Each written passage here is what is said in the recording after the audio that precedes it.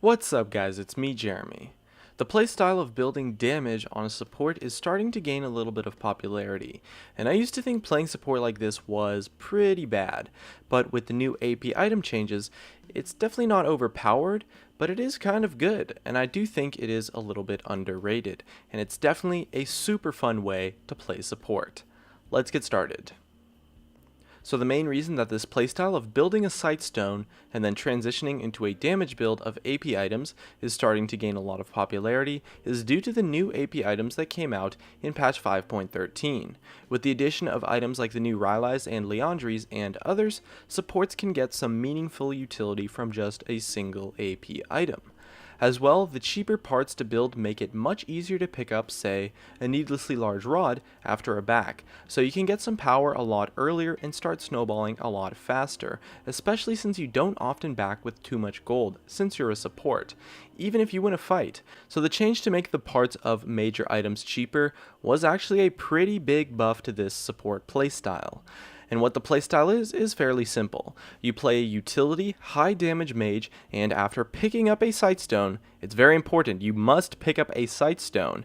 Build what is essentially a standard AP build if you were to play that champion in the mid lane.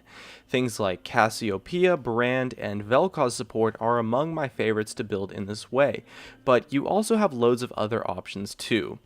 It's important to play a mage, since they tend to at least have a reasonable amount of utility and crowd control, as well as being able to make a lot out of just 1 or 2 damage items, due to the utility that is contained with most AP items, unlike an attack damage focused build. And this playstyle has a lot of pros and cons, but it's important to remember while you play it that you are still a support, and that your role in the game is still that of a support. You still need to control vision, you still need to kite, and always put your carries first. You just get some extra bonuses in the damage department at the trade-off of giving up some utility and kiting power. And remember that since you are still the support of the team, you need to have some kiting potential, meaning that it's crucial for you to play a mage that has some form of crowd control within their kit.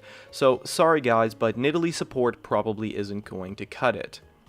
And so this playstyle is something that has the potential to be extremely successful in solo queue, since it has quite a few things going for it. It's very powerful in lane due to the high base scaling of AP champions, especially at level 6, and so you can come out of lane with quite a few kills. And it also snowballs extremely hard since you're building damage, so any gold that you get from a lead will give you an awesome boost in power, and if you pick up a few kills, you can become a secondary AP carry for your team and become a very real damage threat. Due to the burst damage nature, your pick potential is through the roof, which also helps a lot when it comes to roaming mid. And overall, players will not expect the amount of damage you can put out, so you can catch people off guard, and it's great because it gives you as the support player the ability to make plays by yourself, which you otherwise might not be able to do due to lacking damage in your kit. And not to mention, building damage from the support role can be a super fun way to play the game, since the extra damage can bring some added excitement, and it's great to try out if you are the kind of person who thinks that support is fairly boring. And on the other hand, this playstyle is quite poor for competitive play, and does tend to have a few exploitable weaknesses. The main reason being that it can be tough to perform the role of a traditional support that your team might want you to. Your kiting ability won't be as good as a normal support champion, and your damage focused build might lack some key utility items that your team might desperately need to counterplay your opponents, such as a Locket, a Righteous Glory, or a Mikhail's Crucible. As well, you'll be super squishy, which makes it easier to punish mistakes that you will make, and makes your initiations quite poor, and so overall the playstyle has a hard time fitting legitimate team compositions and can be a little bit lackluster when behind. As well, when it comes to competitive play, the lane dominance isn't as impactful, since your opponents are very likely going to 2v1 you. However, a lot of these things, apart from the lack of utility items, won't be that relevant at all in solo queue, since they require some solid team play to make use of. As long as you control vision, performing the role of a support in solo queue isn't as needed, since your team likely won't take advantage of the strengths that a support playstyle often brings. And kiting will be easier than it would be at the competitive level, since dives onto your carries are going to be a lot less coordinated, and quite often the extra damage to kill the target faster might help more than some extra crowd control due to the uncoordinated nature of the dive that the opponents attempt on you. If you're enjoying the analysis, just a reminder to help me out by tapping that like button.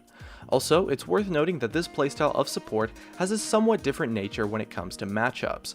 Whereas a normal support might do a great job versus assassins, this playstyle of support tends to get fairly wrecked by them since they can outplay your damage quite easily and kill you really fast. But since assassins aren't that popular in the meta right now, it's not too bad. But it also does a pretty good job versus tanks too, since you can help kill them a lot faster. And when it comes to solo queue and just lower skilled play in general, this playstyle can lead to a lot of interesting and often powerful team comps, as well as some interesting synergies with specific champions and lane dominant AD carries. Things like Cassiopeia, Twitch, bottom lane really come to mind, and those kinds of strategies are great and super fun since the power is really unexpected and will allow you to really surprise your opponents and pick up a lot of kills that you wouldn't otherwise get. So what do you think about this playstyle? I personally find it to be just okay. It's nothing too crazy, but it's definitely super fun, and I do see it as a little bit underrated. And that just about wraps it up. If you enjoyed the video, make sure to tap that like button to help me out, as well as you could subscribe for some more awesome content in the future. And definitely check out some of my other videos on the screen too. Thanks for watching, and I'll see you guys next time.